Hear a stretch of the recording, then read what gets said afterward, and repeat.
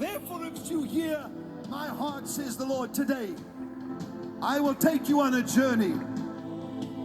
I will first take you to Israel, whom they would give Jerusalem to his enemies. Why would they give half of Jerusalem away? This will not happen, says the Lord.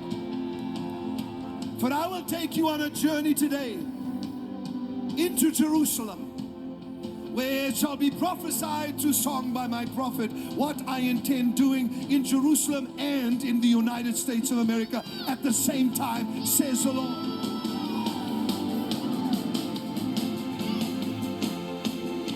I am restoring the fortunes of Zion. I am restoring the fortunes that were the inheritance of my people. I am restoring the fortunes of those that are elect of God and had been stolen from. You shall eat your delicacies again, and your children will no longer be your food. Unbelievable. Unbelievable. Because you know what, you hear that prophecy and it's you're like, yes, that's great. But then you stand where we are in 2025. Yeah. And it is shocking. Yeah. It's shocking. I mean, he could have, you know, the fact that I say this to people so much. My dad being a prophet, of course, he saw this. Yes. The things that are happening have never happened. No. So many ways, like with the government, you know, we're seeing what's going on with Doge and Elon Musk and auditing the government. Like, nobody could have predicted that. No. So, you know, you can see why when my dad, being a prophet, looked into the future, he saw these events and his passion for Israel. Yes. So much passion for Israel that God revealed to him the significance and importance of Israel and what it means. You know, so, you know, there comes Trump, and he says, Gaza, we're taking it. You know, you look at this, Donna, and the prophecy kind of when he hinting at this said American that. leader, Oh, like, boy, praying when for he Israel said and that. preventing Oh, boy, parts of boy. Jerusalem from being surrendered. And so we look at that now. What we're doing with this analysis is we're looking at how some of the latest news could align with that. You look at the prophecy from ages ago, and now look at the current news, and there's this dovetail of what's happening. And, you know, some of the key points regarding President Trump and what he had to say, and we are going to play a clip of this, but, you know, President Trump is envisioning Gaza as a prime site for a U.S.-led real estate development if peace is established. And what he's not saying that America's coming in to take over full time. What he's saying is we're going to take control of it for a period of time, dismantle all of the tunnels, absolutely decimate the infrastructural possibilities of terrorism, get rid of every single tunnel, every single thing that has been utilized to cause absolute havoc and destruction on the nation of Israel. And he's saying there's economic potential here that can unlock stability, and that could very easily be part of the fortunes of Zion. And, you know, obviously there's critics that are going to question the feasibility of it. They're going to talk about the conflict, and obviously, but the point is that this proposal is intriguing because they've tried everything else and nothing has worked. Nobody else has thought this far outside the box and said, this is what we're going to do. But I'm looking at it, I mean, Doobie and I were both going, what? You know, this is unbelievable. But I do, from what I'm seeing, I do think it would, if it was in any other context other than Israel, because everybody freaks out about Israel, if this was being offered as a solution to any other region, it would be like, wow, this is amazing. This could be completely life-changing, history-changing, region-changing. It could shift the way geopolitics is forever.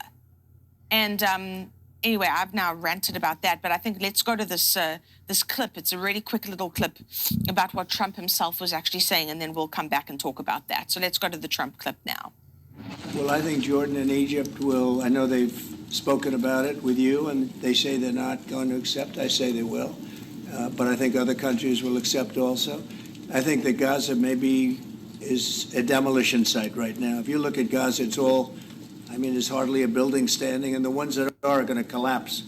You can't live in Gaza right now, and I think we need another location. I think it should be a location that's going to make people happy. You look over the decades, it's all death in Gaza. This has been happening for years. It's all death. If we can get a beautiful area to resettle people permanently in nice homes and where they can be happy and not be shot, not be killed, not be knifed to death like what's happening in Gaza. And right now you have in Gaza a very dangerous situation in terms of explosives all over the place, in terms of tunnels that nobody knows who's in the tunnel. The whole thing is a mess. I don't think people should be going back to Gaza. I think that Gaza has been very unlucky for them. They've lived like hell. They lived like you're living in hell. Gaza is not a place for people to be living. And the only reason they want to go back, and I believe this strongly, is because they have no alternative. What's the alternative? Go where? There's no other alternative. If they had an alternative, they'd much rather not go back to Gaza and live in a beautiful alternative that's safe. Would Palestinians have the right to return to Gaza if they left while the rebuilding was happening? It would be my hope that we could do something really nice, really good, where they wouldn't want to return. Why would they want to return? The place has been hell. It's been one of the meanest, toughest places on earth. And right now, I've seen every picture from every angle, better than if I were there. And nobody can live there. You can't live there. So if we can build them through massive amounts of money supplied by other people, very rich nations, and they're willing to supply it. If we can build something for them in one of the countries, and it could be Jordan, it could be Egypt, it could be other countries, and you could build 4 or 5 or 6 areas. It doesn't have to be one area, but you take certain areas and you build really good quality housing, like a beautiful town, like someplace where they can live and not die. Because Gaza is a guarantee that they're going to end up dying. The same thing's going to happen again. It's happened over and over again, and it's going to happen again as sure as you're standing there, Peter. So I hope that we could do something where they wouldn't want to go back. Who would want to go back? They've experienced nothing but death and destruction.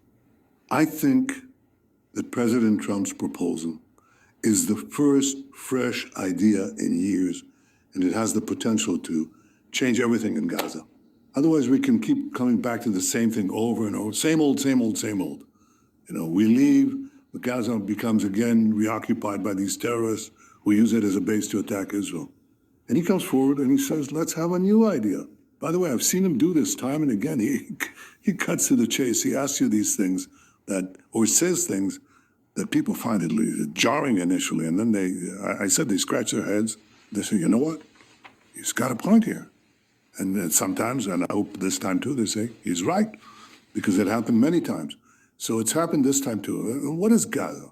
Gaza is basically a small area right next to, it's 25 miles from Tel Aviv, which Hamas has used as a springboard for continuous attacks, terrorist attacks against Israel. We come in, we slap them, smack them, and we leave, and then we do it again, and we do it, they do it again, we do it again. It doesn't go anywhere. You see, and he's absolutely right. I love Netanyahu. He's absolutely right.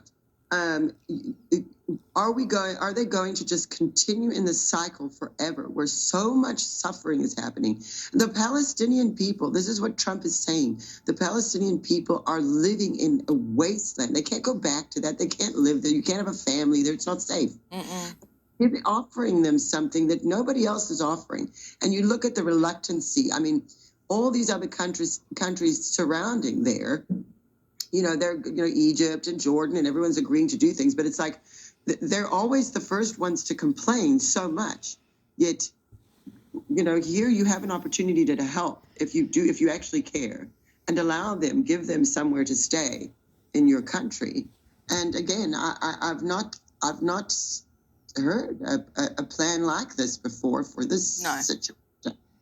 And it's not bad. I mean, he's saying, look, we're not taking it away from you. We're going to... No, they're rebuilding. Yeah, rebuild it. And this guy Donald Trump is a real estate guy. Of course, he's going to think that way. But that's beneficial to everyone.